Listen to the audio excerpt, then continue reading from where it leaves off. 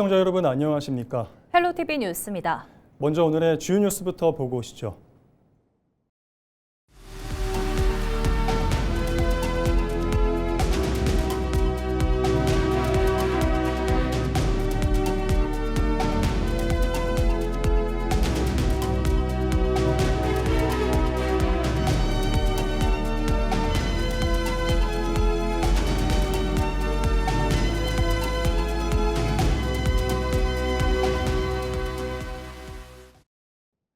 국민의힘 경북도당 공천관리위원회가 제12차 회의를 열고 경북 기초단체장 14곳에 대한 공천자를 확정했습니다. 경선 결과 경주시와 영천시, 청도군은 준하경, 김병삼, 김하수 후보가 확정됐습니다. 문경시 봉화군, 청송군, 의성군은 김학홍, 최기영, 윤경희, 최유철 후보로 확정됐습니다. 그 밖에 영주시는 송명달, 황병직 후보 2명이 본 경선을 치를 예정입니다. 경상북도가 안동, 의성, 청송, 영양, 영덕 5개 시군을 대상으로 하는 산림 경영특구 지정과 운영 지원 용역 착수 보고회를 개최했습니다. 이번 용역은 3억 원을 투입해 10개월간 진행되며 기존 벌채, 조림 중심의 단순 복구에서 벗어나 소득 창출과 경제 활성화, 관광 산업을 연계한 산림 활용 모델을 마련하는 데 초점이 맞춰집니다. 한편 경상북도는 지난 3월 19일 의성군 점곡면 동변리 일원을 제1호 산림경영특구로 지정, 고시한 데 이어 앞으로 추가 특구 지정과 국비 확보에도 속도를 낼 방침입니다. 경상북도와 포항시, 경주시 지역 4개 대학이 경주 소형 모듈 원전 SMR 부지 유치를 위한 업무 협약을 체결했습니다. 이번 협약에 따라 7개 기관은 SMR 부지 유치와 원전 전력 공급을 통한 포항 철강산업 경쟁력 강화, SMR 기반 수소 생산 기술 공동 연구 등에 협력할 방침입니다. 한편 경상북도와 경주시는 한수원의 SMR 건설 부지 유치 공모에 대응해 TF팀을 발족하고 유치 지원 자문회의, 국회 포럼, 시민 설명회를 연달아 개최하는 등 SMR 유치 대응 체계를 가동하고 있습니다. 예천군이 2026년 예천군 고향사랑 기부제 지정기부사업 아이디어 공모전을 개최합니다. 지정기부는 기부자가 공감하는 지자체의 사업을 선택해 기부하는 방식으로 진행하는 것으로 예천군은 기금 집행의 투명성을 높이고 기부 만족도를 극대화할 수 있을 것으로 기대하고 있습니다. 공모 분야는 사회적 취약계층 지원과 청소년 육성 보호, 지역 주민의 문화예술 복원 증진, 시민 참여 및 자원봉사 등 지역 공동체 활성화, 기타 주민 복리 증진에 필요한 사업 등 총 4개 분야로 접수된 아이디어는 사업 타당성과 실행 가능성, 창의성 등을 종합적으로 심사하고 검토, 조사, 심의 등을 거쳐 최종 선정할 예정입니다. 참여 희망자는 서류를 갖춰 예천군에 접수하면 되고 최종 선정된 우수 제안자 10명에게는 예천군이 예천 고향사랑 기부제 기념품을 제공할 예정입니다. 경상북도가 오는 6월 3일에 열리는 제9회 전국 동시지방선거를 앞두고 공식 감찰 활동을 강화한다고 밝혔습니다. 이번 감찰은 공무원의 선거 개입을 사전에 차단해 공정하고 투명한 선거 환경을 조성하기 위한 것으로 경상북도는 행정안전부와 함께 선거 일정에 맞춘 감찰을 추진합니다. 특히 특정 후보자의 선거 캠프 참여와 행정자료 무단 제공 등 공무원의 정치적 중립을 훼손하는 행위를 최우선 단속 대상으로 삼고 위반 행위가 적발되면 무관용 원칙으로 엄정 대응할 방침입니다. 문화체육관광부가 주관한 지방공항 연계지역 관광 활성화 협력 포럼이 21일 대구시청에서 열렸습니다. 이번 포럼은 외래 관광객의 지방 유입 확대를 위한 지방공항 활용 방안을 모색하기 위해 마련됐습니다. 경상북도와 대구시를 비롯해 국토교통부와 한국관광공사, 한국공항공사 등 유관기관과 항공여행업계가 참석해 대구공항과 지역관광을 연계하기 위한 의견을 나눴습니다. 또 포항 경주공항의 비즈니스 특화 관문 기능 강화와 동해안 철도 관광 활성화 등 관광 기반을 조성하기 위한 과제도 제시됐습니다. 과학기술정보통신부가 주관하는 정보통신 방송기술 개발 및 표준개발 지원사업 공모에 경상북도가 최종 선정됐습니다. 선정된 분야는 탄소인지 디지털 서비스 인프라 운영 아키텍처 및 통합 운영 기술 개발로 경북도는 전력 소모가 급증하고 있는 데이터 센터를 대상으로 인공지능과 데이터 기술을 활용해 탄소 배출을 정밀하게 추적 관리하고 이를 기반으로 탄소 배출을 저감할 수 있는 운영 기술을 확보하기 위한 연구에 돌입합니다. 이번 사업은 경북 클라우드 데이터 센터와 초거대 AI 클라우드 팜센터가 실증 공간으로 활용됩니다.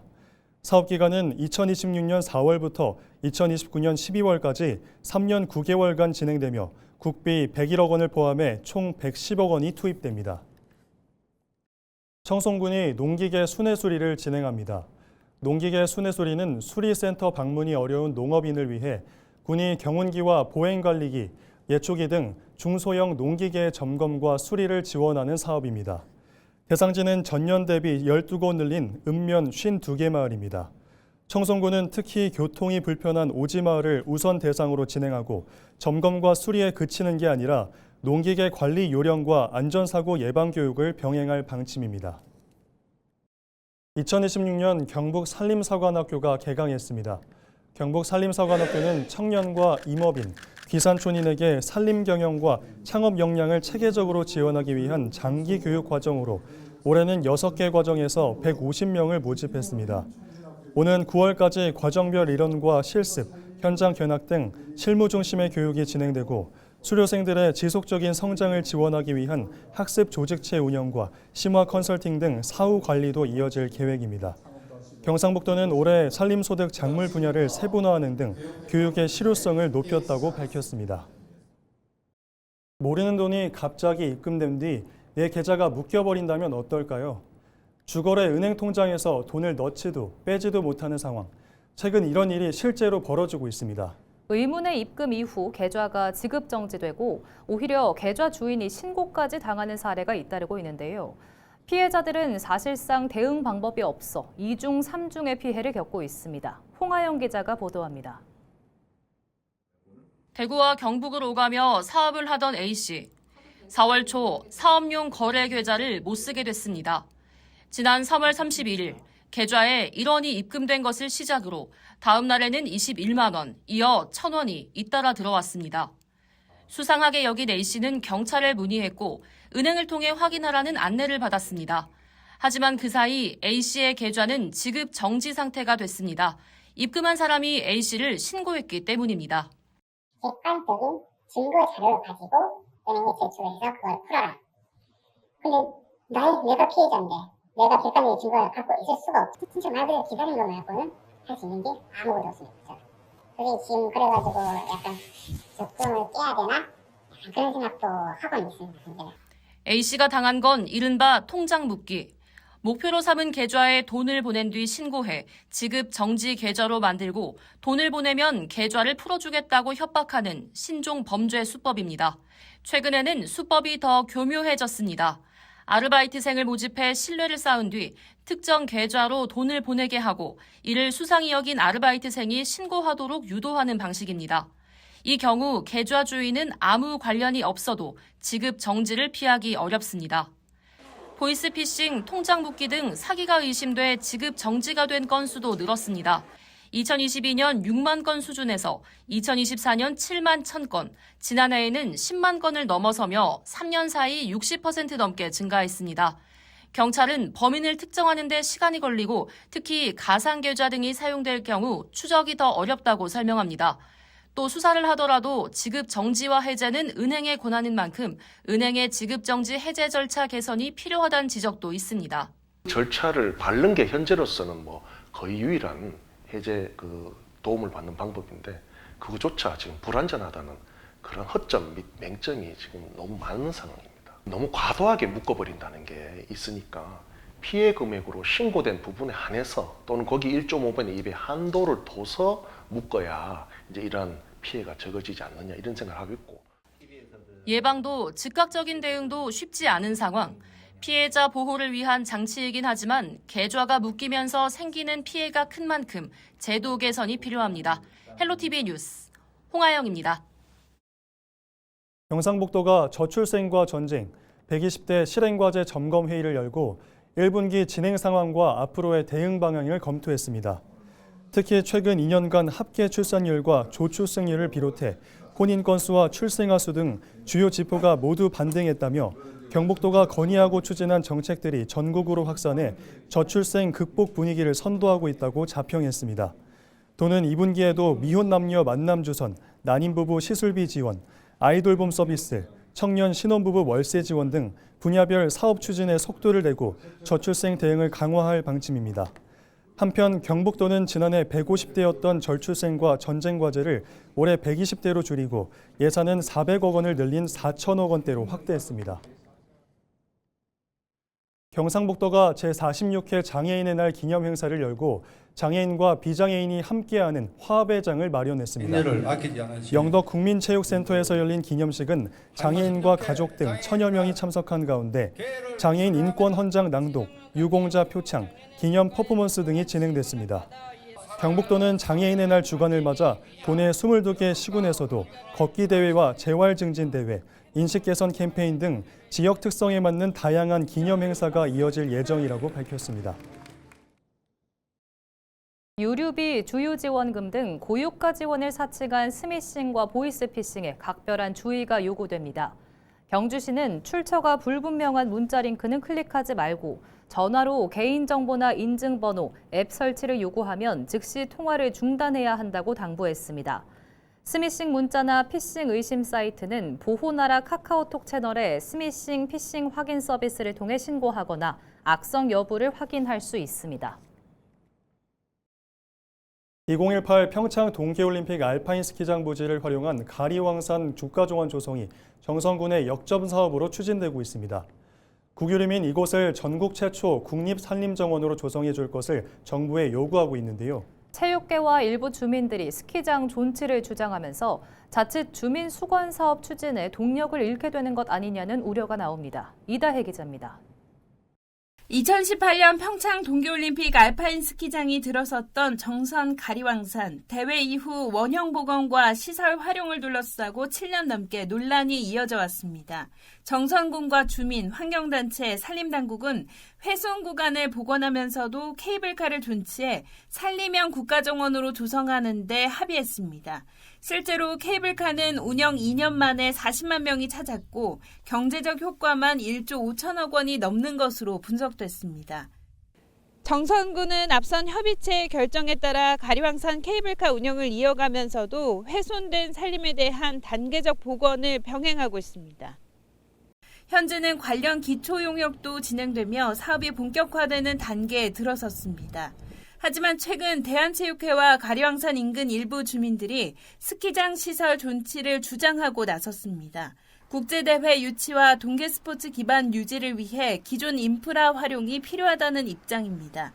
또 막대한 예산이 투입된 시설을 철거하는 것은 국가 자산 측면에서도 비효율적이라는 겁니다. 이에 대해 정선 지역사회는 강하게 반발하고 있습니다. 오랜 논의 끝에 도출된 사회적 합의를 다시 흔드는 것이란 주장입니다. 가리왕산을 단순한 체육시설로 보는 것은 근시안적인 시각으로 합의 이행이 지연되면 산림형 국가정원 조성 등 지역 수건 사업 자체가 차질을 빚을 수 있다는 우려도 나타내고 있습니다. 대한체육회가 일방적으로 올림픽 시설 존치를 주장하며 시위를 벌이고 있는 형태에 대해 우리는 깊은 유감을 표한다. 일부에서는 선거 때마다 유사한 논쟁이 반복되어 왔다며 이번 논의를 다시 원점으로 되돌리면 그동안 투입된 사회적 비용을 모두 날리는 셈이란 지적도 나옵니다. 특히 대한체육회의 소관부처인 문화체육관광부를 포함한 관계부처가 당시 협의 과정에 참여한 만큼 추가 논쟁의 여지가 없다는 시각도 있습니다. 7년 만에 도출된 합의를 바탕으로 국가정원 유치를 추진해온 정선군은 추가 논의 가능성에 선을 긋고 있습니다. 저희가 2025년 3월에 가리왕산 합리적 보전 활용에 대한 합의가 이루어졌고요.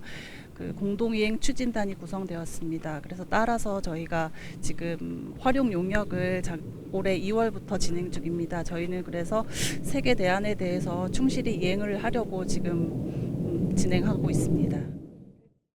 2018 평창 동계올림픽 개최 이후 8년이 지난 지금 이미 마련된 사회적 합의를 이어갈지 아니면 다시 논쟁을 원점으로 돌릴지에 따라 국내 최초 산림형 국가정원 조성 사업의 성패가 갈릴 수 있다는 우려가 나옵니다. 헬로티비 뉴스 이다혜입니다. 현재 우리나라 핵심 상권의 3분의 2가 수도권에 쏠려 있을 정도로 지역 간 불균형이 심각합니다.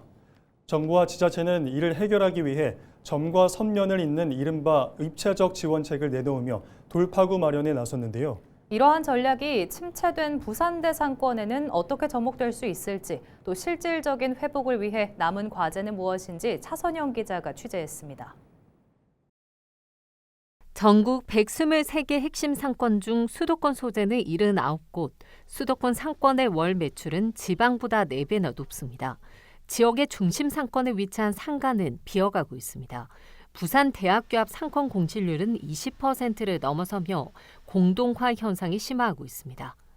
높은 임대료도 제 생각도 맞는 거 같고, 근데 좀 이제 옛날 옥골목이라는 이제 저 위치 같은 경우는 지금 임대도 엄청 많고 지금 거진 거리도 어둡고 유동인구도 없고. 이런 위기를 타개하기 위해 정부가 내놓은 전략은 이른바 점선면 입체 지원입니다. 창업이라는 점을 찍고 이를 성장시켜 선으로 이은 뒤 지역 전체인 면으로 확산시키겠다는 구상입니다. 금정구가 전담 조직을 신설하고 80억 원의 예산을 투입해 청년 창업가 유치에 사활을 건 이유도 바로 여기에 있습니다. 로컬 크리에이터들을 발굴해서 이런 사람들을 입점을 시켜서 상권 활성화를 꾀하고 있고, 이 사람들이 이미 검증된 사업가들이고 젊은 사업가들이기 때문에 자체적으로 네트워크도 만들 거고, 그렇게 되면은 상권이 이전과는 달리 충분히 살아날 수 있다 생각을 하고 있습니다. 단순히 물건을 파는 가게를 넘어 문화라는 면으로 상권을 확장하기 위한 실험도 진행되고 있습니다. 부산대학교 학생들은 텅 빈 보세거리 상가에 미디어 전시를 열어 사람들의 발길을 다시 불러 모았습니다. 온라인 상점도 많이 생겼고, 그다음에 학생들의 소비 문화도 많이 바뀌었고요. 상점만으로 채워질 건 아닌 것 같다. 조금 바뀌어야 된다고 저는 생각하고, 예를 들면 대학에 있는 그런 여러 가지 컨텐츠나 이런 것들이 대학 밖으로 나가서 여러 가지 새로운 기능들이 좀 도입이 되고, 그럼 그런 새로운 기능들을 보고 새로운 사람들이 유입이 되면 그때 이제 옆에 있는 상점가들이 다시 살아날 수 있지 않을까. 또 민간 학이 손을 잡고 대형 영화관을 공연과 전시가 어우러진 복합 문화공간으로 탈바꿈시키는 사업도 추진 중입니다. 상인회가 운영과 마케팅을 직접 맡아 지역과 상생하는 모델입니다. 전문가들은 이러한 변화가 지속 가능하려면 인근 온천천까지 연결되는 선적인 확장이 필요하다고 조언합니다. 그 온천천 따라서 쭉 산책하는 분들이 부대 앞까지 와서 부리단길을 경험하고, 부리단길 경험했던 분들은 또 부대를 알잖아요. 그렇게 옮아가는 게 있어야 기존의 그 부대 상권 내에 있던 보세골목도 업종이 조금은 바뀌면서 벼랑 끝 위기에서 로컬 브랜드의 산실로 제도약을 꿈꾸는 부산대 앞 거리. 정부의 정책 지원과 지자체의 아이디어, 그리고 상인들의 도전이 모여 부산대 상권 부활의 새로운 이정표를 세울 수 있을지 주목됩니다. 헬로티비 뉴스 차선영입니다. 경북경찰청이 안전띠와 안전모 미착용 등 교통법규 위반 행위를 5월 말까지 집중적으로 단속합니다. 이번 단속은 교통사고형 사고를 예방하기 위한 것으로 관광지와 사고다발 지역 등을 중심으로 이뤄집니다. 경찰은 안전띠를 몸뒤로 매거나 버클만 채워두는 행위 등을 엄정 단속하고, 동승자의 위반 행위가 적발될 때도 운전자를 처벌한다고 밝혔습니다. 또 이륜차가 단속을 피해 도주하면 캠코더 등의 영상을 통해 사후 처벌할 방침입니다.